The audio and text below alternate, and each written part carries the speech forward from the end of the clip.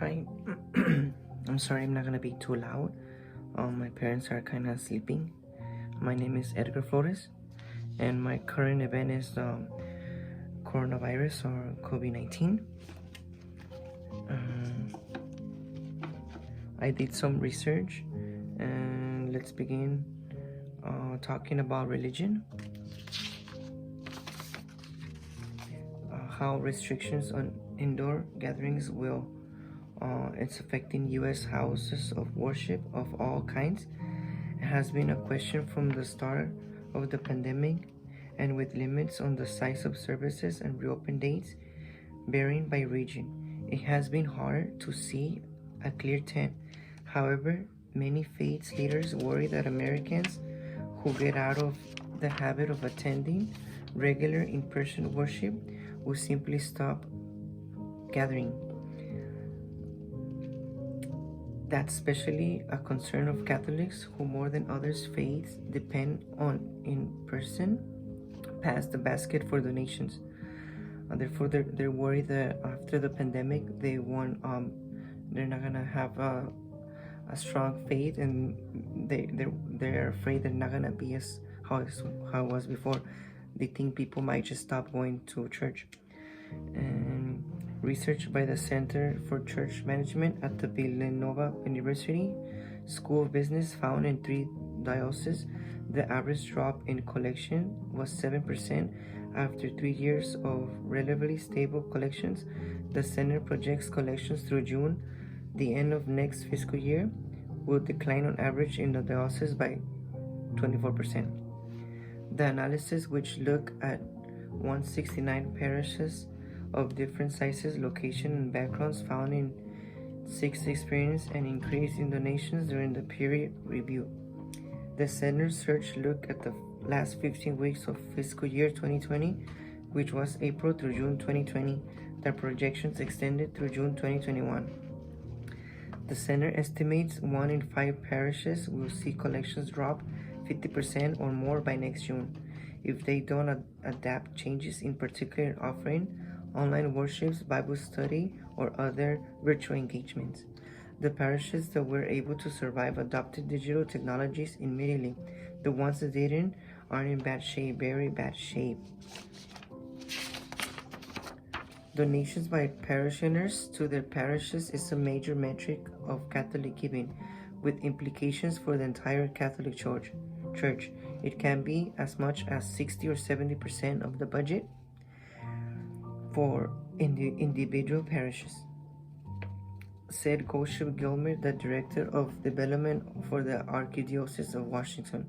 Parishes also send money to their diocese, which direct funds to groups including Catholic charities, which often is a major regional player in social services like helping the homeless and the U.S. Conference of Catholic Bishops. The Archdiocese of Washington covers the district, and it serves saw a giving drop of an average of 30% in the early months of the shutdown, Gilmer said. However, through the fall of offertees has been around 10%.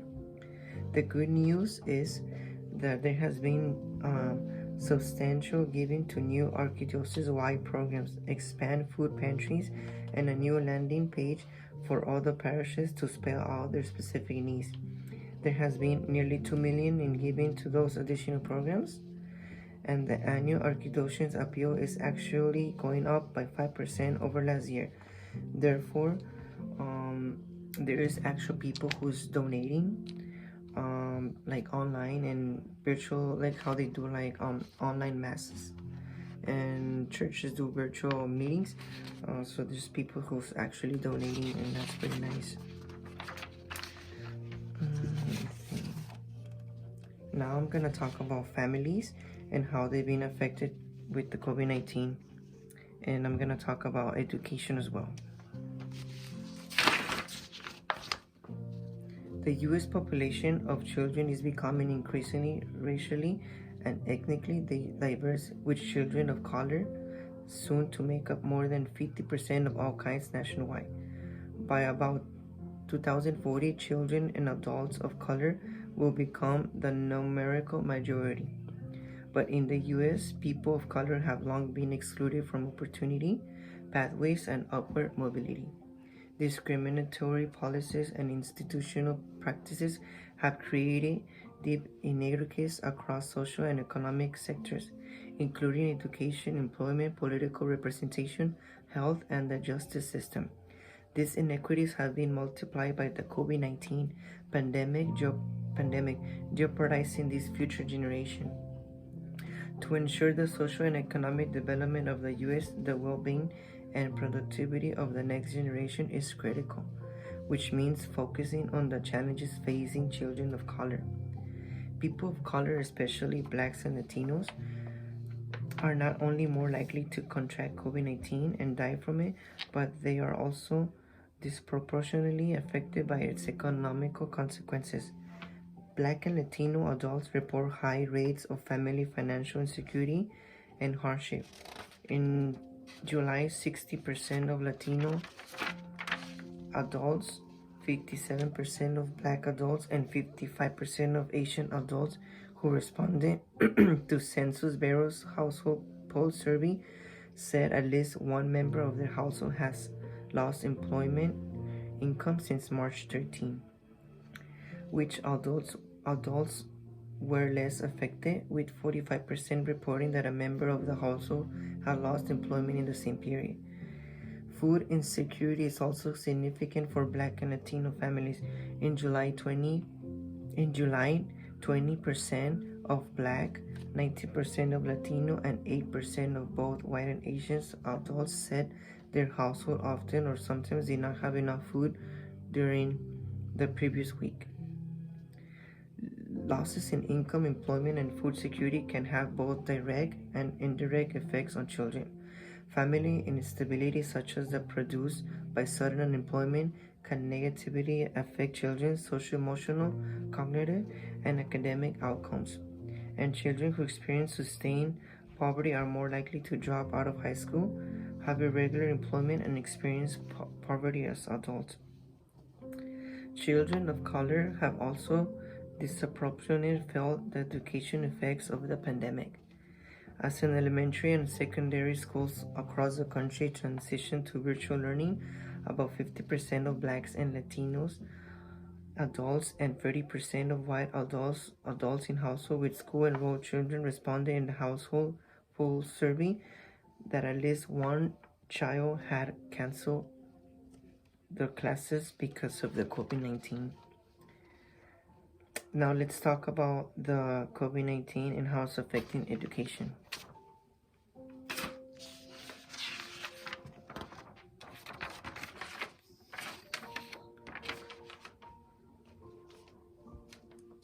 Now classes with pandemic, they're beginning online, and the students begin the classes when they see the names of their classmates when they appear online.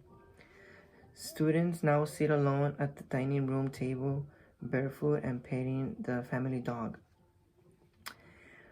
The students don't even know their classmates. They don't even know how they look like because nobody even turns on their camera. After the school went remote last March, students missed their graduation, their ceremonies, and their parties. They couldn't attend to ceremonies because everything was done virtual. Unlike many schools, the fall semester online aimed the coronavirus pandemic. Virtually learning might keep these students and their families safer during public health crisis, but it has made it exponentially harder for them to stay motivated and learn. Online classes are lecture heavily, repetitive, and devoid of student conversation. Grades have dropped from A's and B's to D's and F's. Like millions of students attending school virtually this year, students are floundering academically, socially, and emotionally. And as the pandemic heads into winter surge, a slew of new reports shows alarming numbers of kids falling behind, failing classes, or not even showing up at all to their classes.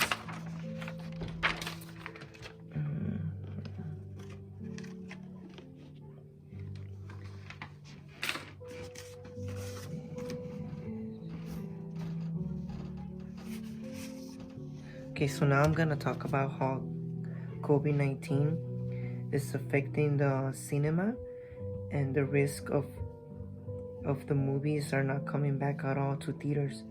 They might not survive the COVID-19 pandemic. It was already too hard for them to compete with the network platforms like Hulu, Netflix, Disney Plus, just to mention a few.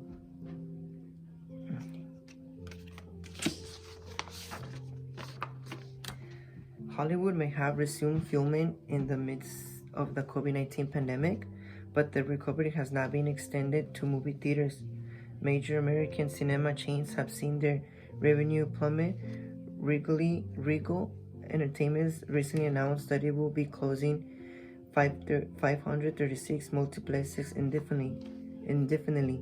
Meanwhile, though AMC has reopened a majority of its domestic theaters, its revenue during its latest quarter declined nearly 91%. And without federal help, many smaller cinemas are facing bankruptcy and closure. The largest movie theater chain in America is AMC, with 634 theaters nationwide. Earlier in the COVID-19 pandemic in March, as it was shutting down a majority of its movie theaters, AMC also had to lay off 26,000 workers and 600 people in its corporate offices. Then in the summer, as movie theaters reopened internationally, it still was not enough to bolster AMC's profit margins. As of late October, AMC opened 539 of its 600 domestic locations and 261 of its 358 international venues. In addition, because of COVID-19 safety regulations, the movie theaters that have reopened were only allowed to partially fill their theaters to maintain social distancing. Despite pressure from theaters owners, no cinemas have reopened in two major American markets, that's New York City and Los Angeles.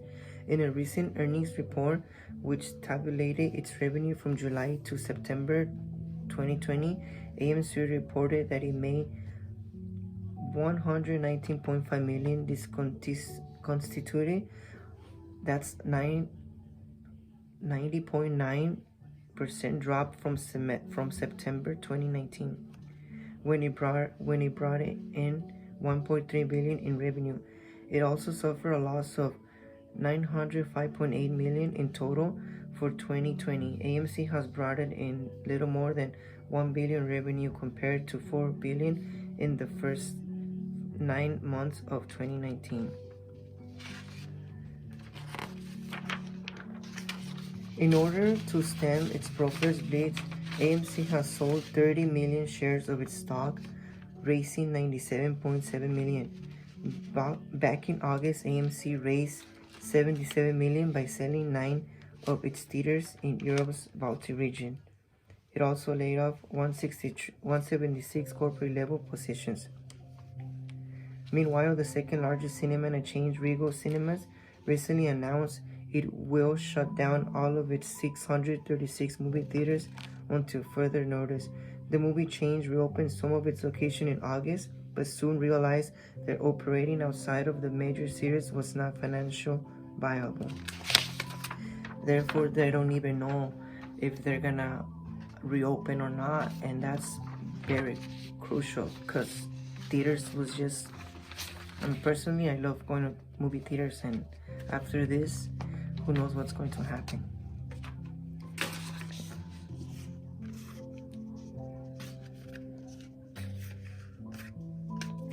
Okay, so now I'm gonna talk about the conflict, and the theorist I chose is Jane Addams. For conflict theorists, I selected Jane Addams because I love the fact that she said that you cannot judge or pretend like you know how someone feels about something unless you have been there yourself. Addams found that she needed to live with people that had struggled in order for her to understand the people that she was helping. This way, she was able to provide the poor resources. Jane Addams contributed to people by building settlements, houses, and helping the poor by offering them a place to grow and study things Adams also contributed medical services by affiliating with doctors who could work because of their ethnicity background. For conflict, I selected Jane Addams, and therefore I believe that Jane Addams would look at the COVID-19. In my opinion, I think she would see COVID like a real problem, and she would help the poor by building schools. I feel like during the pandemic, she would borrow her houses because she had a bunch of houses and schools. I feel like she will help the sick ones, and she will offer her houses so people can attend those who's infected by COVID-19. I feel like she would offer help, especially for minorities, because she was a big supporter of the African Americans. For structural, I selected Auguste Comte. In my opinion, I think that Auguste Comte would look at the pandemic as something that he could learn from, something that will make this and make us stronger, because he believed in positivity. I feel that the pandemic has changed our lives in one way or another. Therefore, Auguste Comte would totally see this situation as something positive that we can learn from. For symbolic, I selected George Herbert. I think that George Herbert would take this pandemic as something personal, and I think he wouldn't judge those who wouldn't want to wear a mask, because I think that he'll pretty much let them do whatever they decide, if they want to put their mask or not, and I think that he wouldn't judge them. George Herbert would judge more like this person's past, like their childhood, how they were raised and how they were educated. Therefore, I don't think he would judge those who don't respect social distance or those who don't like to wear a mask. He would criticize, I feel like George Herbert would criticize more like the way they were born and raised.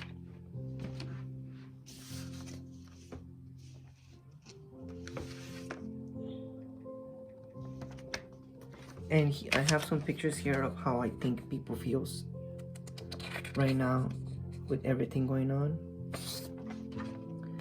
Definitely people are frustrated and they feel confused and anger and a lot of emotions. And here I have a picture of someone attending a virtual graduation. It is very sad how they didn't have a real ceremony, and who knows, maybe for next year it will be the same.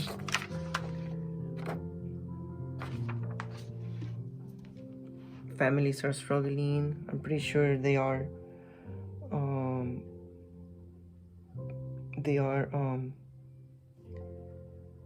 struggling with all this that's going on, virus. Some people agree, some people disagree, some people believe, some people don't believe. Like I said, some people wear their masks, some people don't, and it's a matter of, and personally, I do wear my mask. My family, we believe in the virus, but some families don't. And I know that because last time I went to the laundry, and then there was this family, their whole family, dad, mom, kids, siblings, they weren't wearing a mask. And I was just looking at them like, oh wow. Families who are wearing a mask and they care about it. And now with the vaccine, some people are going to get it, some people are not. This is a very hard decision. I personally don't know if I'm gonna get it or not. I feel like I won't, but who knows, maybe in the future I will. So this was it.